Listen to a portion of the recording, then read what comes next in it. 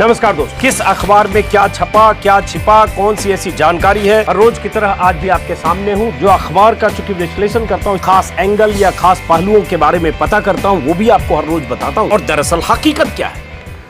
नमस्कार दोस्तों, तो हर रोज की तरह आज भी शुरू करते हैं। मेरे हाथ में हमेशा की तरह दिल्ली से छपने वाले अखबारों का बंडल है मेरे सामने।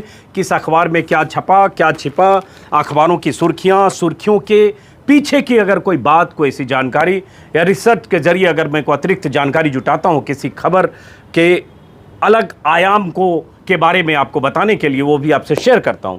आज के अखबारों की सुर्खियों और खबरों पर बात करने से पहले आपको पता होगा कि आज से संसद सत्र शुरू हो चुका है। कोरोना काल में जब कई सांसद भी कोरोना पॉजिटिव पाए गए हैं, लेकिन सत्र शुरू हुआ है, सत्र का वक्त बदला है, सत्र के परिचालन में कुछ कायदे अलग बनाए गए हैं, प्रश्नकाल नहीं होगा, लेकिन बहुत हंगामा, शोर शराबा, बहुत सारी चीज़ें होगी इस सत्र के दौरान, जिन खबरों पर मेरी नज़र होगी, आपकी भी होगी, और अभी चैनल पर आप देखना शुरू कर चुके होंगे अगर देखना चाहेंगे दिन भर सत्र में क्या होता है। हम लौटते हैं अखबारों की तरफ। आज के अखबारों की सुर्खियाँ क्या हैं? सबसे पहले कई खबरें हैं, चीन से जुड़ी खबरें हर रोज़ होती हैं, किसानों के विरोध की खबरें हैं, भारत में कोरोना का कैसे विस्तार हो रहा है वो खबर है, वैक्सीन को लेकर खबर है, एलएसी पर क्या हो रहा है वो खबर है, और उत्तर प्रदेश और दिल्ली से कुछ खबरें हैं। लेकिन सबसे बड़ी खबर जो है जिस पर मैं बात करना चाहता हूं, और वो सबसे बड़ी खबर आज की तारीख में है इंडियन एक्सप्रेस का ये पहला पन्ना।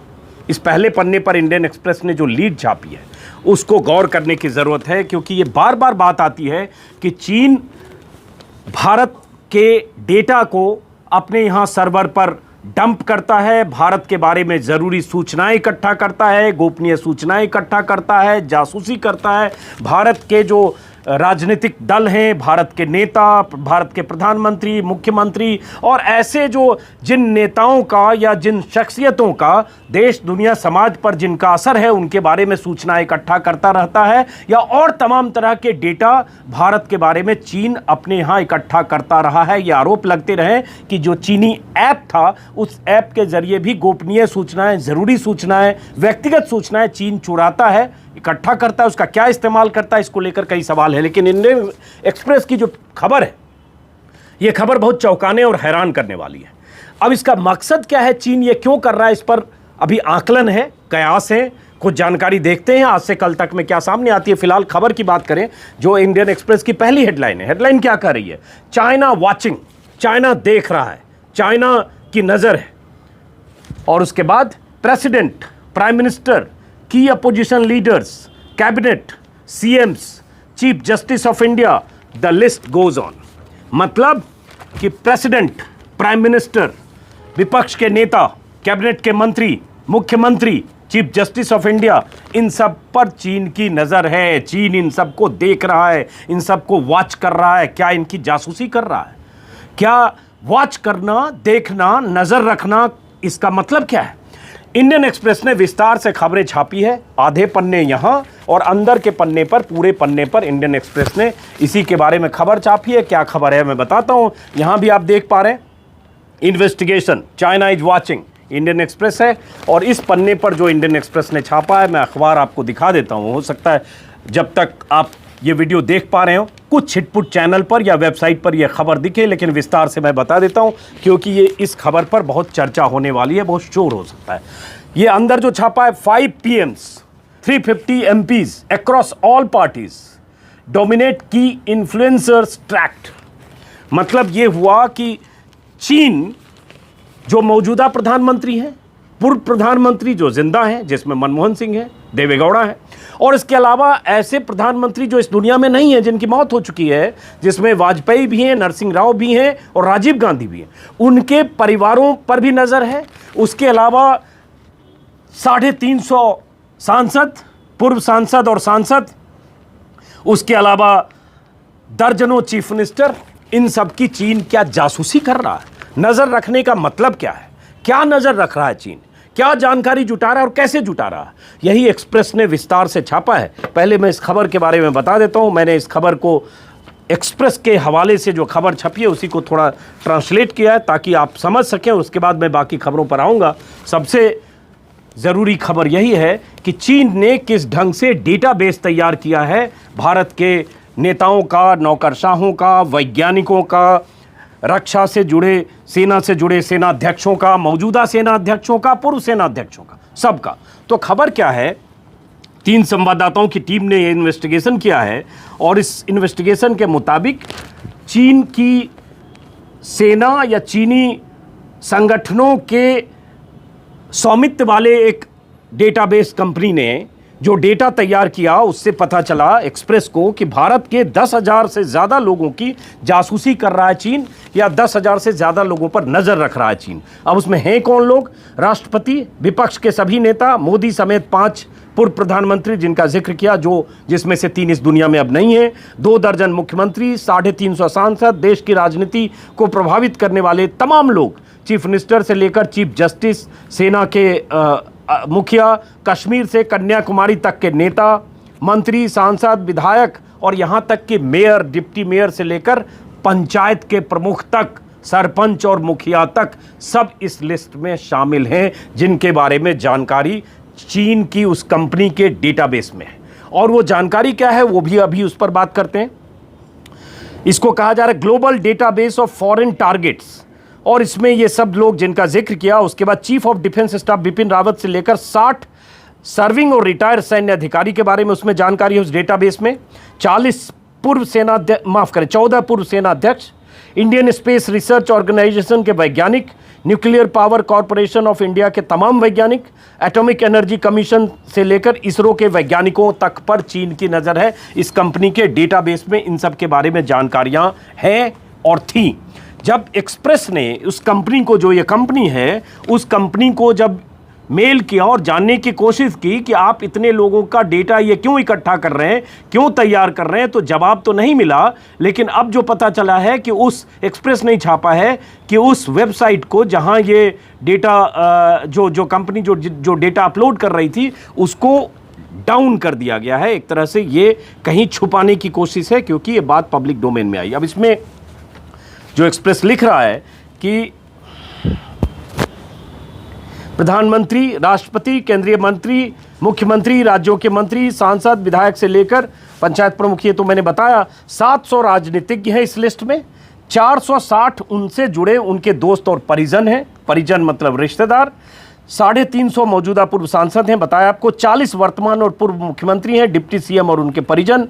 झारखंड, उड़ीसा, बंगाल, महाराष्ट्र से लेकर देश के किसी भी राज्य का नेता इसमें छूटा नहीं है, चाहे हेमंत सोरेन हो, चाहे सिसोदिया हो, चाहे ममता बनर्जी हो, चाहे नवीन पटनायक हो, सब लोग इस लिस्ट में शामिल हैं। और क्या है दिलचस्प चीज, 70 मेयर इस डिप्टी लिस्ट में हैं, देश के छोटे बड़े शहरों के, जिसमें हरियाणा के हिसार से लेकर एमपी के बुरहानपुर तक, जोधपुर, आगरा, गाजियाबाद, गुवाहाटी, मुंबई, जूनागढ़, जालंधर और छोटे छोटे शहरों के भी मेयर और डिप्टी मेयर के बारे में जानकारी इस लिस्ट में, इस डेटाबेस में है, जो चीनी कंपनी इकट्ठा कर रही थी या कर रही है, उसके डेटाबेस में यह है। एक्सप्रेस ये कह रहा है और बताने की कोशिश कर रहा है, इसका मकसद क्या है समझने की कोशिश करते हैं, हालांकि इससे अभी पूरी तरह पता नहीं चल रहा है।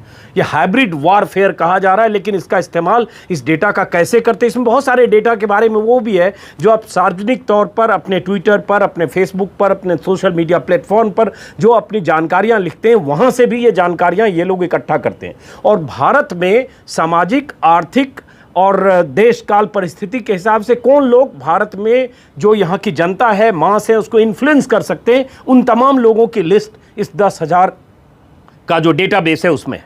अब इसमें है कि सबसे अधिक ट्रैक बीजेपी और कांग्रेस के नेताओं की लिस्ट है। इसमें 200 दोनों दलों के नेता हैं। इसके अलावा बाकी दलों के नेताओं की भी पर्याप्त संख्या है।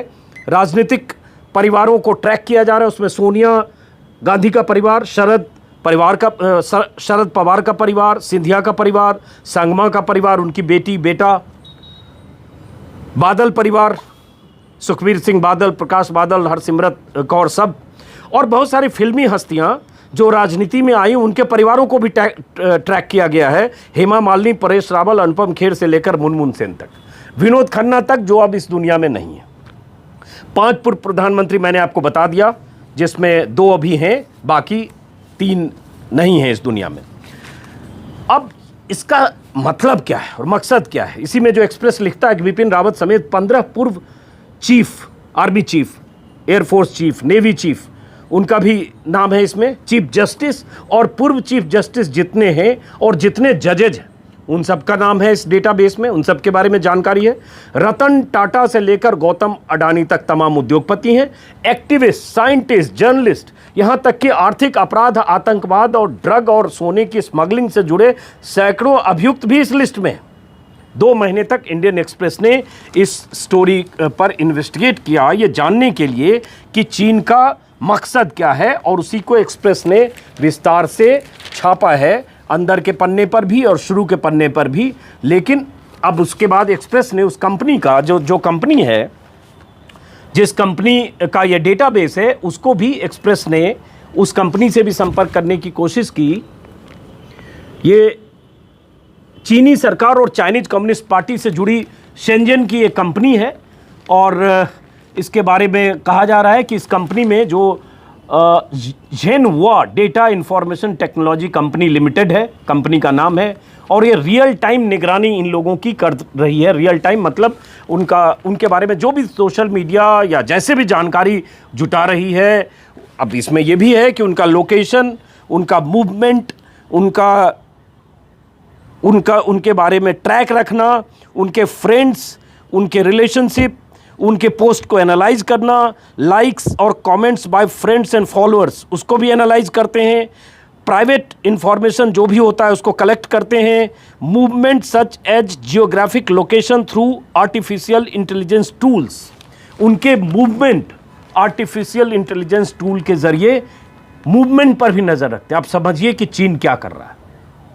और ये कंपनी जो है ये 2018 के अप्रैल में बनी है और 20 देशों में इसके डेटा प्रोसेसिंग सेंटर हैं। और उसके बाद इस कंपनी के जो की पार्टनर्स हैं उसमें चीनी सरकार की कुछ कंपनियां और चाइनीज एकेडमी ऑफ साइंस है। उसके बाद अलग अलग जिस ढंग से लग रहा मिलिट्री इंफॉर्मेशन सिक्योरिटी प्रोडक्ट कोई है वो भी, उसका भी इसमें इन्वेस्टमेंट है। इससे लगता है कि चीनी सरकार से, ऐसे भी चीन का जो तरीका है और चीन में जैसे कंपनी चलती है और चीन में जैसे मीडिया चलता है उससे अंदाज़ा आपको होगा।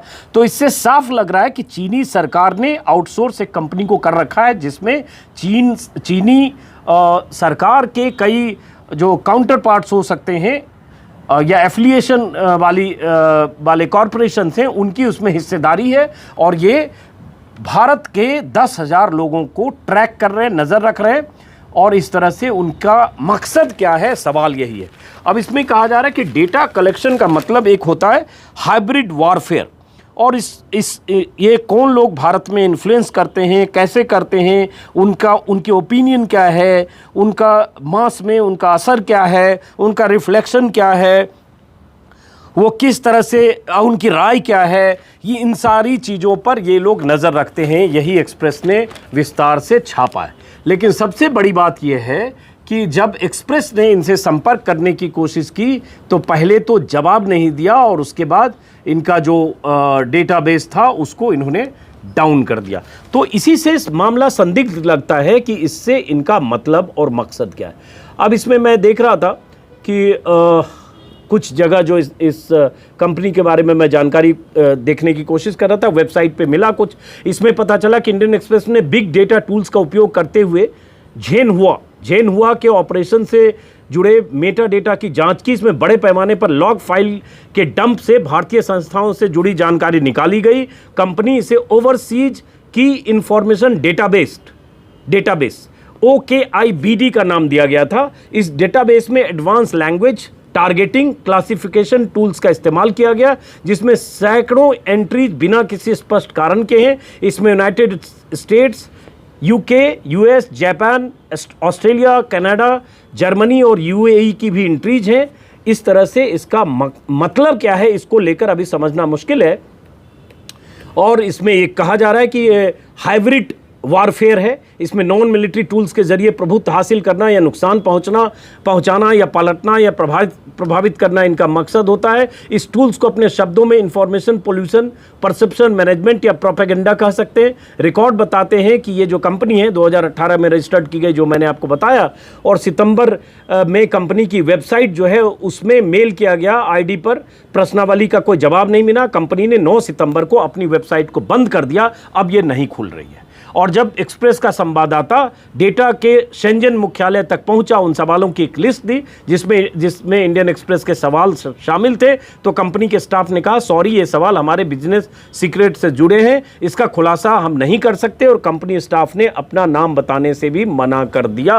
अब इसी से समझिए इसमें क्या है। एक्सप्रेस की जांच में पता चला कि ये जो डेटा कलेक्शन है उसमें रिश्तेदारों को भी ट्रैक करता है। इसमें प्रधानमंत्री मोदी की पत्नी जशोदाबेन, राष्ट्रपति कोविंद की पत्नी सविता कोविंद, मनमोहन सिंह की पत्नी गुरशरण कौर से लेकर उनकी बेटियां उपिंदर, दमन, अमृत, सोनिया गांधी के स्वर्गीय पति राजीव गांधी, राहुल गांधी, प्रियंका गांधी, स्मृति ईरानी के पति जुबिन ईरानी, हरसिमरत का परिवार मैंने बताया, भाई विक्रम मजीठिया, पिता सत्यजीत सिंह मजीठिया। कहाँ तक जा रहे हैं लोग? विक्रम मजीठिया, सत्यजीत सिंह मजीठिया, अखिलेश यादव के पिता मुलायम सिंह, पत्नी डिम्पल, ससुर आरसी रावत। अखिलेश यादव के फादर इन लॉ के बारे में भी जानकारी है, चाचा शिवपाल सिंह और राम गोपाल सिंह। इस लिस्ट के अनुसार जिन लोगों की निगरानी की जा रही है उसमें पूर्व मुख्यमंत्री रमन सिंह, अशोक चौहान, सिद्धारमैया, ये सब कई लोग हैं। तो ये इसमें 250 से अधिक भारतीय नौकरशाहों और राजनयिकों का स्ट्रेटेजिक कलेक्शन है, जिसमें विदेश सचिव हर्षवर्धन श्रृंगला, नीति आयोग के अमिताभ कांत, 23 पूर्व और वर्तमान मुख्य सचिव और राज्यों के 1 दर्जन से अधिक वर्तमान पुलिस प्रमुख शामिल हैं।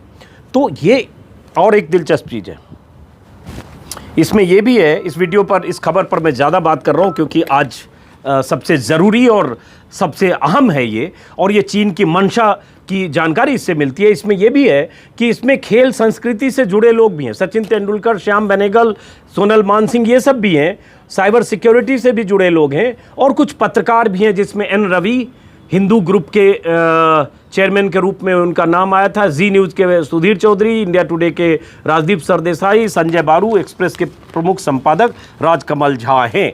तो अब सवाल यही है, ये देखते हैं कि सरकार इस पर कैसे रिएक्ट करती है, भारत सरकार, कि चीन की हिस्सेदारी वाली या चीन के अलग अलग लोगों की पार्टनरशिप वाली ये कंपनी अगर ये डेटाबेस तैयार कर रही थी जो एक्सप्रेस लिख रहा है और ट्रैक कर रही थी, तो इसका मकसद क्या है। एक दिलचस्प बात बताऊं, क्या हुआ था जब ये गलवान और ये सब चीज़ें चल रही थी 3 महीने 2 महीने पहले बहुत, तो अचानक एक दिन मैंने देखा कि एक जो चीन के जो प्रवक्ता हैं, अब हैं कि नहीं पता नहीं, उस समय थे, वो जो मीडिया को एड्रेस करके भारत के खिलाफ जहरीले बयान देते थे या तरह तरह के बयान जो चीन से आते थे, बीजिंग से, उन्हीं के हवाले से आते थे कि गलवान हमारा है, भारत ने घुसपैठ की। तो पता चला कि मैं उनके एक दिन बयान खोज रहा था, किसी अखबार में लिंक देखा उनके ट्विटर का, तो मैं उस ट्विटर पर गया तो एक आश्चर्यजनक रूप से देखा कि वो सज्जन मुझे फॉलो कर रहे हैं। ये मैं दिखा रहा हूँ स्क्रीनशॉट, मैं यहाँ लगा दूंगा स्क्रीनशॉट, कि ये इनका जो नीचे इनके बारे में लिखा हुआ है कि China government account spokes person and DDG information department foreign ministry China, और उसके बाद ये एमईए चाइना के स्पोक्स पर्सन हैं। उस समय जो इनका ट्विटर दिख रहा था, अभी भी यही है ट्विटर पर, और ये मुझे फॉलो कर रहे हैं। चूँकि चाइनीज में नाम कई बार बोलने में आप सही नहीं बोल पाते, इसलिए मैं नाम नहीं बोल रहा हूँ, ZHA झाओ बोलते हैं, तो ये इनका नाम है। तो पहले तो मुझे चिंता हुई कि मैं तो हिंदी में लिखता हूँ, कभी अंग्रेजी में मैं नहीं लिखता, ज़्यादातर मेरी लैंग्वेज हिंदी है, मैं अंग्रेजी के कंटेंट शेयर ज़रूर करता हूँ, लेकिन मेरे ट्वीट्स हिंदी में होते हैं। तो मुझे लगा ये चीनी को ये मेरे ट्विटर हैंडल में क्या इंटरेस्ट हो गया कि मेरे ट्वीट को फॉलो करने लगा। और मैं इस पर बात करने से भी लग रहा था कि लोग आज के दौर में देश में जो माहौल है, कहेंगे चीनी एजेंट हो, तुमको चीनी फॉलो कर रहा है, चीनी कुछ दे भी रहा होगा। लोग कहते भी हैं कि तुम तो चीन के एजेंट हो, जो पहले पाकिस्तानी एजेंट थे सडनली 4 महीने में सब चीनी एजेंट हो गए। तो पहले मैं 2-4 घंटे फिर ऑब्जर्व किया कि क्यों कर रहा होगा। फिर मैं गया कि ये कितने लोगों को फॉलो करता है, तो मैंने देखा कि 1,76,000 लोगों को ये सज्जन फॉलो करते हैं। तब उसमें जब उनकी फॉलो लिस्ट में गया, तब मैं देखा कि भारत के और भी कई पत्रकारों को वो फॉलो करते हैं, कुछ नेताओं को, और कुछ मुख्यमंत्रियों को फॉलो करते, उतना ही देख पाए, बहुत ज़्यादा विस्तार से नहीं देखा। मुझे लगता है बहुत सारे पत्रकारों को जो अंग्रेजी अखबार के, हिंदी अखबार के, उन सबको फॉलो करते, इंद्राणी बागची से लेकर नितिन गोखले, यशवंत देशमुख हैं जो डेटा एनालिसिस करते हैं, सर्वे करते हैं इलेक्शन कमीशन के, सीएमओ गुजरात, बहुत सारे लोगों को फिर मैंने देखा कि ये फॉलो करते हैं। और उसमें कुछ पत्रकार हैं, कुछ नेता हैं, कुछ पॉलिटिशियन, शिरीन भान दिख रही हैं, कुछ पॉलिटिशियन हैं, कुछ फौज के लोग हैं, जो भी है थोड़ा सा मैंने देखा। अनिल विज हैं जो हरियाणा सरकार के मंत्री हैं, जो अभी मैं देख रहा हूँ। तो ऐसे लोगों को फॉलो करते हैं। उसके बाद 2 दिन बाद मैंने देखा कि यशवंत देशमुख जो सर्वे करते हैं सी वोटर के मुखिया, उन्होंने ट्विटर पर लिखा कि ये चीनी मुझे क्यों फॉलो कर रहा है। तब मैंने ट्वीट किया था कि आपने लिखा, मुझे थोड़ी तसल्ली हुई, अब मैं लिख सकता हूं। नहीं तो मैं डर रहा था कि मैं अगर लिखूं कि चीनी क्यों फॉलो करता है, उसके बाद होने लगेगा कि तुम्हें इसलिए फॉलो करता है क्योंकि तुम चीन के एजेंट हो। तो मुझे लगा कि एक चीनी स्पोक्स पर्सन, जो एमईए का स्पोक्स पर्सन है, वो इतने भारतीयों को फॉलो कर रहा है, जिसमें बहुत सारे मंत्री हैं, बहुत सारे सांसद हैं, बहुत सारे पत्रकार हैं और हर तरह के लोग हैं। तो इसका मतलब ट्विटर पर आप क्या लिखते हैं उस पर नजर रखता है। इसका मकसद ये है। बहुत सारे लोग हैं इनमें। जो आदमी 1,75,000 को फॉलो कर रहा है, उससे आप अंदाजा लगा सकते हैं 1,76,000 को आज की तारीख में फॉलो कर रहा है। लेकिन अब ये कहानी आई और इसमें भी कुछ पत्रकारों के नाम है। शुक्र है कि सिर्फ राजदीप सरदेसाई का नाम नहीं है, इसमें सुधीर चौधरी का भी नाम है। नहीं तो सिर्फ राजदीप सरदेसाई का नाम होता कि वो तो इंटरनेशनल है, चीनी एजेंट है, इसलिए उनका है। तो ये क्या मकसद होता है, ये समझने की बात है, जो अभी इससे नहीं पता चल रहा है। अब देखते हैं, मैं भी थोड़ा आज 2-4 लोगों से बात करके समझूंगा। लेकिन इससे इतना तो आप अंदाजा लगाइए कि चीन किस ढंग से, कैसे बारीकी से डेटा चोरी करता है या डेटा पर नजर रखता है। भगवान जाने कि उसके पास किसके बारे में क्या डेटा है। और ये आरोप लगते रहे हैं कि चीन के जितने ऐप हैं, उस ऐप में जो सूचनाएं आप लॉगिन के वक्त आप जितनी व्यक्तिगत जानकारी देते हैं, सब उनके सर्वर पर होता है और उसका इस्तेमाल वो कब क्या करेंगे ये अभी आकलन नहीं है। लेकिन ये एक्सप्रेस की बड़ी खबर है, इस पर नजर रखेंगे कि इसमें होता क्या। और टेलीविजन मीडिया में जिस ढंग से बातें हो रही है और जो डर बोया जा रहा है, जो चीख पुकार, शोर शराबा, तू तड़ाक की भाषा है, इसी पर नवनीत गुर्जर का ये संपादकीय है। और हालांकि ये अक्सर जब लिखते हैं अंदर के पन्ने पर, तब भी पढ़ने लायक होता है। उसमें कुछ सवाल होते हैं, कुछ तेवर होते हैं, कुछ आलोचना होती है, कुछ वाजिब सवाल और मुद्दे उठाए जाते हैं। आज इन्होंने जो लिखा है वो लिखा क्यों है कि जब कोरोना से दुनिया जूझ रही है, दुनिया में रोज नए मरीज इतने लाखों की तादाद में आ रहे हैं, तब न्यूज चैनलों को इससे सरोकार नहीं है। कई दिनों तक बिना सांस रोके सिर्फ सुशांत, रिया, कंगना रनावत और राउत को दिखा रहे हैं हम कहाँ जा रहे हैं, कहाँ जाना चाहते हैं।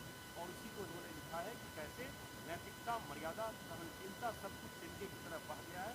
भाषा तो मर्यादा या हदों के उस पार हो रही है। एक के बाद एक बयान आते हैं और कैसे नेताओं के बयानों की चक्रव्यूह में जनता को फंसाया जाता है। एक चीज जो इन्होंने लिखा है, इसका छोटा सा वीडियो भी मैं आपको दिखा दूं। क्या कर लोगे संजय राउत? अब कौन हो तुम? ऐ संजय राउत, मुंबई तुम्हारी है? मुंबई तुम्हारी है संजय राउत? मुंबई मेरी कर्म भूमि है, मुंबई मेरी भी है। सुन लो संजय राउत। संजय राउत, तुम क्यों तरफदारी कर रहे हो मुंबई पुलिस कमिश्नर की? है सुशांत जागीरदार हो तुम मुंबई के। अनिल देशमुख कौन हो भाई? आज आए कल गए, आज गृह मंत्री हो, कल वापस जाओगे ऑपोजिशन में। कौन हो तुम? कौन हो बताओ मुझे। देश जानता है, डरता वो है जिसे पकड़े जाने का खौफ होता है। अनिल देशमुख और संजय राउत, याद रखो ये बात कि डरता वो है जिसे राज खुलने का खौफ होता है। डरे हुए हो तुम। उद्धव ठाकरे, संजय राउत और अनिल देशमुख को आमंत्रित करता हूं 1-to-1 बात हो मेरे साथ, मैं इंटरव्यू करूंगा उनका। संजय राउत जी, हिम्मत है तो आओ सामने, इंटरव्यू होगी आपकी और मेरी। है हिम्मत? अब जिस ढंग से इस वीडियो के आखिर में ही इंटरव्यू के लिए ललकार रहे हैं और है हिम्मत और बाहें चढ़ा रहे हैं, ऐसे बात कर रहे हैं जैसे गली मोहल्ले के किसी अखाड़े में किसी को मल्ल युद्ध के लिए ललकार रहे हैं। हम लोग बचपन में 30-35 साल पहले कहीं देखते थे, छोटे शहरों में भी ऐसे अखाड़े लगते थे, मोहल्ले के 4 मुस्टंडे लड़के उसमें कुश्ती लड़ते थे। अब तो कुश्ती का अखाड़ा सीमित है, उस समय हर शहर में होता था। तो ये अखाड़े के पहलवान की तरह बात कर रहे हैं। बल्कि पहलवान भी इस सड़क छाप भाषा का इस्तेमाल करके किसी को ऐसे नहीं ललकारता है। वहां भी एक मर्यादा होती है, क्योंकि दो प्रतियोगी होते हैं। लेकिन ये तो ललकार रहे हैं, है हिम्मत, है हिम्मत, है हिम्मत। तो ये जो तेवर और ये तलखी नहीं है, ये अमर्यादित सड़क छाप भाषा के साथ किसी संवैधानिक पद पर बैठे हुए आदमी, किसी नौकरशाही के पद पर बैठे आदमी, किसी चुने हुए मुख्यमंत्री या किसी के लिए भी। लेकिन ये सब के सब अनिवार्य शर्त यह है कि सब गैर बीजेपी होने चाहिए, इनकी धारा के विपरीत होने चाहिए, उन्हीं को ललकारते हैं। बीजेपी के नेता प्रधानमंत्री के लिए तो इनकी चरण वंदना पादुका पूजन वाली पत्रकारिता है, ललकार उनके लिए है। तो सही बात है, इनके लिए अर्नब के लिए एक ही चीज कही जा सकती है, नहीं दोस्त, किसी में भी हिम्मत नहीं है आपकी तरह चीखने की, आपकी तरह बाहें उठाकर तू तड़ाक करने की, अपनी अदालत लगाकर फैसला सुनाने की, किसी को भी कातिल साबित करने की, किसी को भी तू कौन है, तेरा क्या है, तू कौन है, तू चला जाएगा, तेरी औकात क्या है, ये किसी की भी हिम्मत नहीं है। बघेल जैसे छत्तीसगढ़ के मुख्यमंत्री, जिनकी उम्र अर्नब से हो सकता है 20 साल ज्यादा हो, उनको भी किसी दिन मैंने देखा था, बघेल सुन ले, बघेल सुन ले, ऐसे कोई बोलता है भाई? ये पत्रकारिता है। चाहे आप कुछ भी कहो, चाहे आप अर्नब के कितने समर्थन में आ जाओ, लेकिन क्या इस भाषा का भी समर्थन करोगे जो ऑन एयर है? बघेल सुन ले, बघेल सुन, उद्धव ठाकरे सुन, संजय राउत सुन, ये तू क्या करेगा, तेरा क्या, ये कोई भाषा है? और अगर इस भाषा को भी अगर उसके बाद सही मानते हैं और उसके बाद आप अर्नब के की उस कथित पत्रकारिता, जो पत्रकारिता कतई नहीं है, सुपारी जर्नलिज्म है, उसके साथ आप उनके साथ खड़े हैं, तो माफ करिए, आप भी महान हैं और आपके वो जो महान पत्रकार हैं उनकी महानता तो हिमालय के एवरेस्ट से ऊपर जा चुकी है। सदियां याद रखेगी, दशकों याद रखे जाएंगे जिस तरह की पत्रकारिता कर रहे हैं। और लेकिन आज अच्छी चीज ये है, तारीफ ये करूंगा कि भास्कर ने छापा है और एक्सपोज किया है, लिखा है पहले पन्ने पर, संपादकीय है, जो अखबारों में नहीं लिखा जा रहा है। तो ये, और ये अर्नब गोस्वामी का एक दिन का नहीं है, जिस भी दिन आप चैनल देखेंगे ऐसे ही बात करते हैं, 15 बार उठ के खड़े होते हैं। वो नाटक ड्रामा ललकारने के लिए कि बस अभी टीवी से निकलूंगा, आके पटक के मारने लगूंगा। है कौन तू? ये संपादक है, अच्छी पढ़ाई हुई है, विदेश में पढ़े हैं, इनके संस्कार इनमें भी होंगे, लेकिन नाटक देखिए। 2014 के पहले के अर्नब को देखिए, 2014 के बाद का अर्नब को देखिए, कायांतरण हो गया इनका, और किस तरह का कायांतरण हो गया ये देख सकते हैं। तो ये है। इसके अलावा कुछ और खबरें हैं जिसमें ऑक्सीजन कॉरिडोर की एक खबर है, भारत में सबसे ज़्यादा मौतें हो रही है उसको लेकर खबर है। वैक्सीन को लेकर कई अखबारों ने छापा है कि वैक्सीन मार्च तक आ जाएगा। हर्षवर्धन के हवाले से ये कहा जा रहा है कि मार्च तक वैक्सीन आ सकता है। एक खबर जो चीन को लेकर कुछ अखबारों में खबर छपी है, द हिंदू की पहली हेडलाइन है, और नवभारत टाइम्स ने भी छापा है कि चीन में 4 दिन से जब से चीनी विदेश मंत्री और भारतीय विदेश मंत्री की बातचीत हुई है, उसके बाद से एलएसी के पास हलचल नहीं है।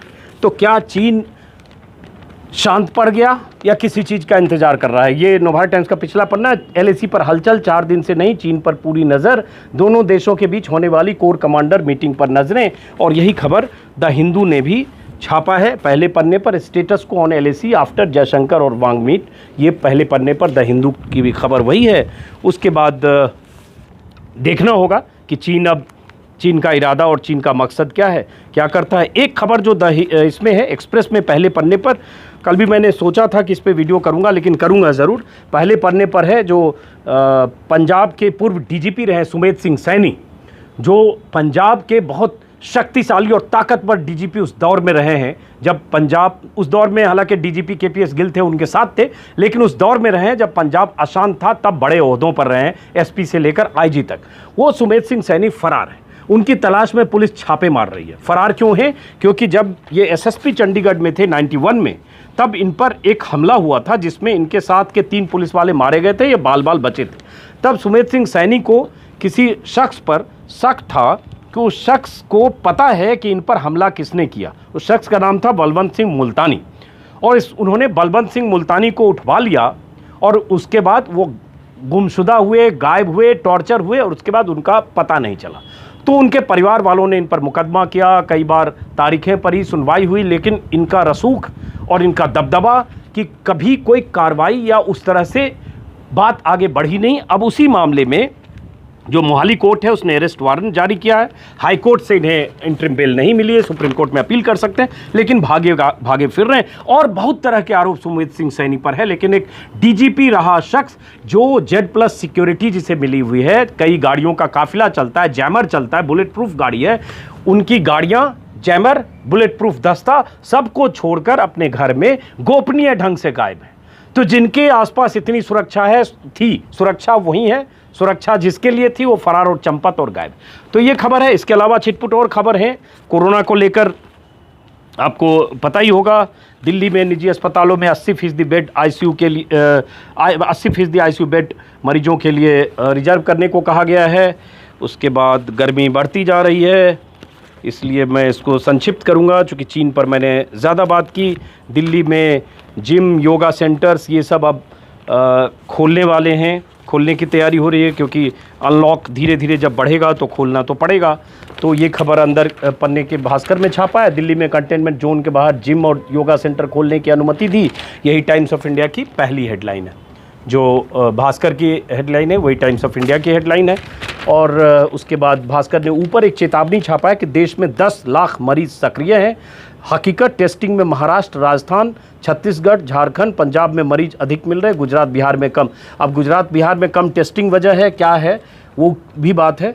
और उसके बाद मोटे तौर पर यही सब खबर है, ऐसी कोई बहुत उल्लेखनीय और जानकारी नहीं है। एक उद्धव ठाकरे ने कल कहा है कि मुझे बदनाम करने की साजिश हो रही है, मेरी चुप्पी को मेरी कमज़ोरी न समझा जाए। उसके बाद ये खबर है, और मेरे ख्याल से काफ़ी बात कर चुका हूँ मैं, चूँकि चीन पर मैंने लंबी बात की, इसलिए मैं इसको ख़त्म करूँगा दोस्तों। और नवभारत टाइम्स की खबरें आपको बता ही चुका, तो ख़त्म करते हैं। क्योंकि इसके अलावा मुझे एक ये किसान से जुड़ी खबर है। कुरुक्षेत्र के बाद अब हस्तिनापुर में छिड़ेगी किसानों की महाभारत। वेस्ट यूपी में जगह जगह कृषि अध्यादेश का विरोध हो रहा है, जिसका जिक्र मैंने कल किया था। और किसान जब विरोध का चरम जब तक किसान का नहीं होता है तब तक उनकी आवाज़ सुनी नहीं जाती है। इस बार भी सुनी नहीं जा रही है या नहीं गई है, लाठी डंडे ज़रूर उस पर पड़े हैं किसानों पर। ये सब खबरें दोस्तों।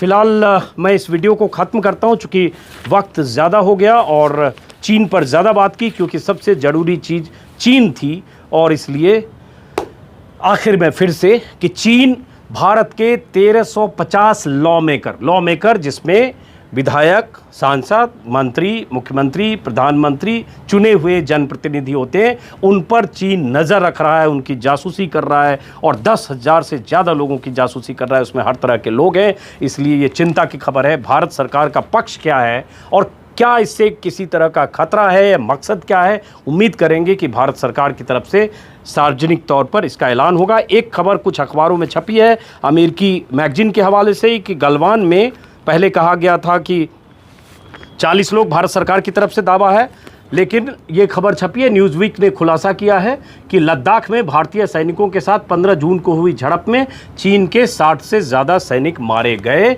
और ये शी जिनपिंग के इशारे पर जो भी हुआ था वो हुआ था। ये खबर कई अखबारों में है। फिलहाल आज का वीडियो ख़त्म करते हैं। गर्मी और पसीना आप देख रहे हैं। फिर मुलाकात होगी किसी और वीडियो में। अगर आपने सब्सक्राइब नहीं किया है तो सब्सक्राइब करेंगे, मुझे अच्छा लगेगा, मेरा हौसला बढ़ेगा और हमारा आपका रिश्ता मजबूत होगा। नमस्कार।